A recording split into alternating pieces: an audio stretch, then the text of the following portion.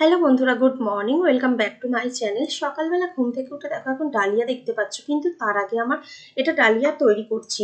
তার আগে সমস্ত কাজকর্ম কিন্তু আমার হয়ে গেছে। আজকে বৃহস্পতিবার, এমনিতেই লক্ষ্মীবার, আমাকে বাড়িতে পুজো তাড়াতাড়ি করতে হয়। আর তারপরে আমি এখানে মানে সমস্ত কিছু কাজ করে ঘরদোর মোছা, বাসন ধোয়া, পরিষ্কার করা সব কিছু করে এখানে আমার বরের জন্য ডালিয়া চাপিয়ে দিয়েছি। আর ডালিয়াটা এখানে হচ্ছে একটু সয়াবিন, পটল, গাজর দিয়ে যেমন করে বানাই সিম্পলভাবে বানিয়ে দিচ্ছি। তো চলো, এদিকে ডালিয়াটা তো আমি চাপিয়ে দিয়েছি, তারপর একদিকে আমি চা বসিয়ে দিয়েছি, আর একদিকে আমার চাটা হচ্ছে। তারপর এখানে একটু ডিম সেদ্ধ বসাবো। তো ওগুলো সম্পূর্ণ আমার বরের জন্য। আমি এগুলো খাবো না, কেননা আজকে বাড়িতে পুজো আছে, আমি এসব খাবো না। সত্যি কথা বলতে আমার না এই এখন ভয়েস দিচ্ছি বলে বলছি যে আমি ডিম সেদ্ধটা করবো না, সেটা আর আমার মাথায় থাকেনি যে পুজোর দিনে আজকে আর এটা করবো না।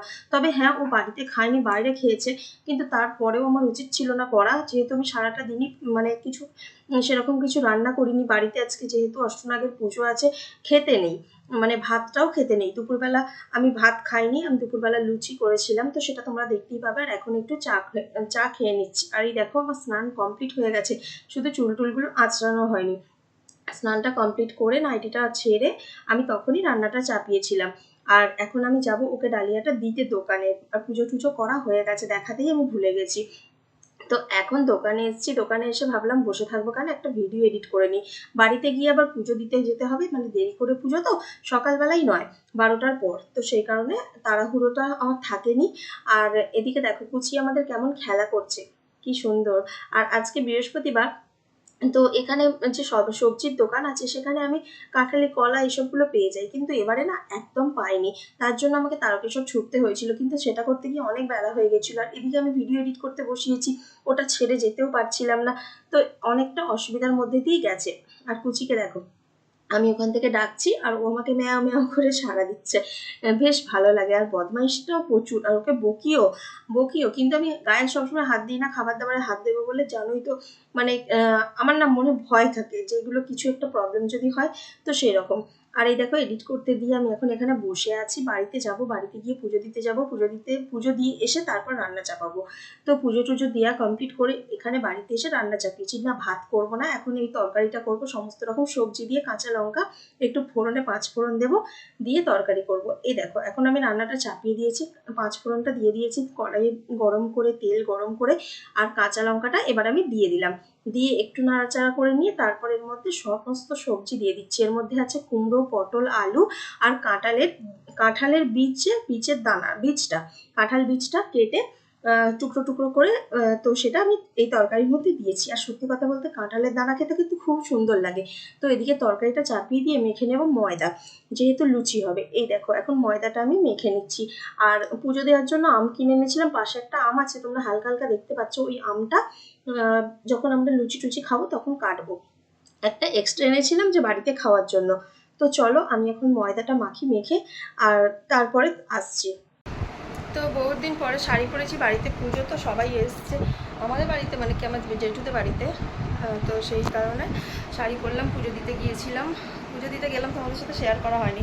এমনিতেই অনেকটা দেরি হয়ে গেছিলো, আমি তাড়াহুড়ো করে এসে পুজো দিলাম। আমি ফল কিনতে গিয়ে কাঁঠালি কলা পাচ্ছিলাম না, তারপর আবার তারকেশ্বর গেলাম, গিয়ে কিনে এনে তবে পুজো দিলাম।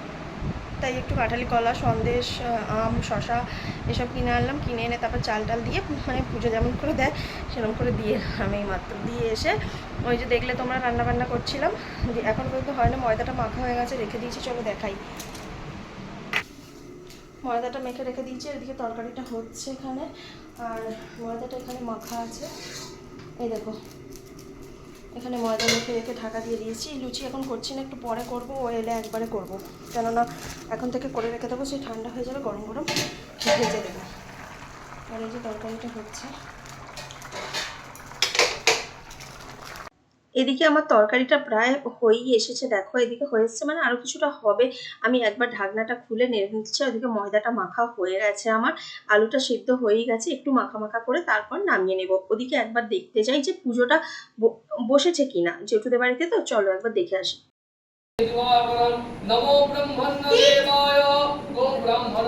ঠাকুরটার একটা ছবি, গোবিন্দায় নমো নমঃ। নমো সন্তাকারং ভুজগশালং পদ্মনাভং সুরেশং বিশ্ববাধারং গগন সদৃশং।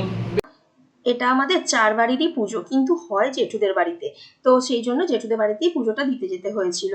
আর ওখানে কিছুক্ষণ বসেছিলাম, অনেকক্ষণই ওখানে বসেছিলাম। কাকিমা ছিল, যে ননদটার বিয়ে হলো সেই ননদটা এসেছে, যা ছিল সবাই মিলে একসাথে বসে পুজো দেখছিলাম, সাথে গল্পও করছিলাম।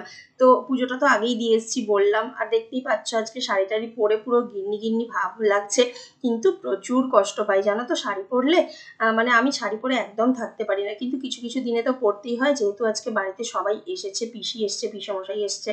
তো তার কারণে আমাকে শাড়িটা পরতেই হলো, না হলে কেমন একটা অভদ্র অভদ্র লাগে।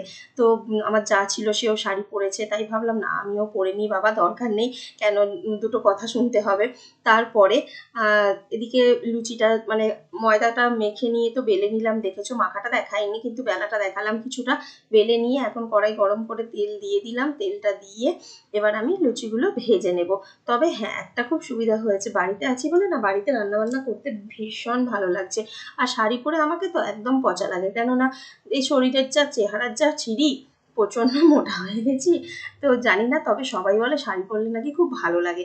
জানি না কেমন লাগে, তোমরাই কমেন্ট করে বলো। আর হ্যাঁ, তোমরা কেন কমেন্ট করো না বলো তো, তোমরা একটু কমেন্ট করে বলো তো কেমন লাগে, কি পরলে ভালো লাগে না লাগে, একটু কমেন্ট করে বলো না। খারাপ লাগলেও বলো, ভালো লাগলেও বলো, আমার কোনো অসুবিধা নেই। আমি সমস্ত রকম কিছু মানে শুনতে ভালোবাসি।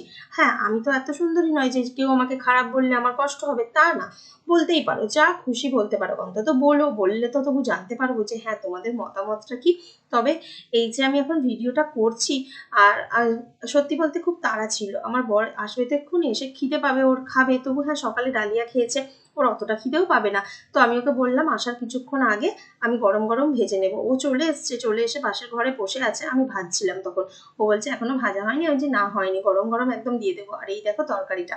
তো চলো তরকারিটা তুলে নিই, নিয়ে ওকে খাবারটা দিয়ে আসি, তারপর আমিও একসাথে নিয়ে নেব, নিয়ে একসাথে বসে খেয়ে নেব। কারণ আমি উপোস করিনি, সবাই উপোস করে না অবশ্যই পুজোটাতে, তো আমিও করিনি। এই দেখো আমি তরকারি লুচি সব কিছু নিয়ে নিয়েছি, সাথে আম কাটা। ওকে বলছিলাম একটু মিষ্টি হলে ভালো হতো। তো খাওয়া দাওয়া করার পরে ও একটু রেস্ট নিচ্ছিল শুয়ে, আর আমি এলাম পুজো দেখতে। কারণ আমার মনটা এখানেই পড়ে আছে যে পুজো হচ্ছে, পুজোর বাড়ি ছেড়ে ঘরে গিয়ে বসে থাকবো না, একদমই ভালো লাগে না। সবাই এখানে আছে, আমি এখানে। আমি সবার সাথে জানো তো মিলেমিশে থাকতে খুব ভালোবাসি, যে হই হই করবো, আনন্দ করবো, এই একা ঘরের মধ্যে বদ্ধ হয়ে আমি একদম থাকতে পারি না।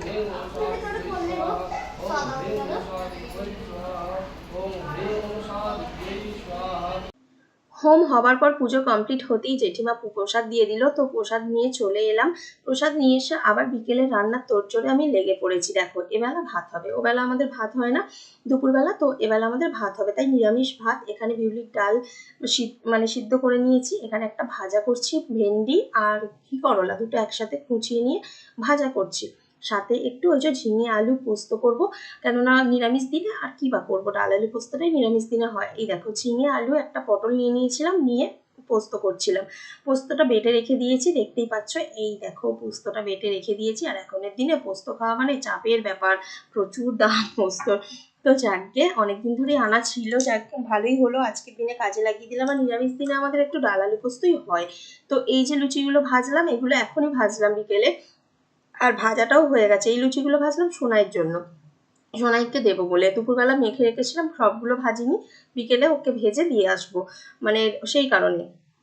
তো এদিকে আলু পোস্তটাও প্রায় শেষের দিকে, আর এদিকে এই দেখো নামিয়েও নিয়েছি, দেখতে পাচ্ছ। আর লাস্টে ডালটা চাপিয়ে দিয়েছি, একটু মৌরি, শুকনো লঙ্কা আর হচ্ছে আদা, আদা বাটা ফোড়নে দিয়েছি, দিয়ে বিউলির ডালটা করলাম। লাস্টে একটু চিনি নুন, চিনি নুন হলুদ দিয়েছি, দিয়ে আর এবার নামিয়ে নেব। খুব সুন্দর খেতে লাগে জানো তো, আমার বিউলির ডাল এত ফাইন লাগে। আর কত বাসন দেখতে পাচ্ছ, ধুতে আমার মাথা খারাপ হয়ে যাবে, কিন্তু কি করব বলো, সব নিজেকেই করতে হবে। চলো আমার বিউলির ডালটা কমপ্লিট হয়ে গেছে, তোমাদের সাথে কথা বলতে বলতে। এই দেখো কি সুন্দর লাগছে না, খেতেও কিন্তু সেই টেস্ট হয়েছিল, খুব সুন্দর। এই দেখো আমার বিউলির ডালটা বেশি পছন্দের। তারপর চলে এসেছি সন্ধে দিতে, সন্ধেটা দেওয়া হয়ে গেছে। আজকে দেখো ঠাকুরের এখানে কাপড়গুলো চেঞ্জ করে নিয়েছি। আসলে নতুন ব্লাউজের পিস ছিল, সেই পিসগুলোকে আমি ধুয়ে প্রথমে একটা শুকোতে দিয়েছিলাম কালকে, তারপর শুকিয়ে যেতে আজকে পুরো চেঞ্জ করে নিলাম। ওগুলো নতুন কাপড় তো, দিলে কোনো অসুবিধা নেই, সেই কারণে আমি এই কাপড়গুলো দিয়েই সুন্দর করে ঠাকুর পেতেছি। আর বাড়িতে চা খাওয়া হয়নি, মায়েদের বাড়িতে আসতে মা বললো একটু চা খাবি, আমি ঠিক আছে তাই দাও বলে মা একটু চা দিল। আর আজকে সবার সাথে গল্প করতে করতে আর ভিডিও কন্টিনিউ করা হয়নি, তো এখানেই শেষ করছি। সবাই ভালো থেকো, দেখা হবে পরের একটা ভিডিও।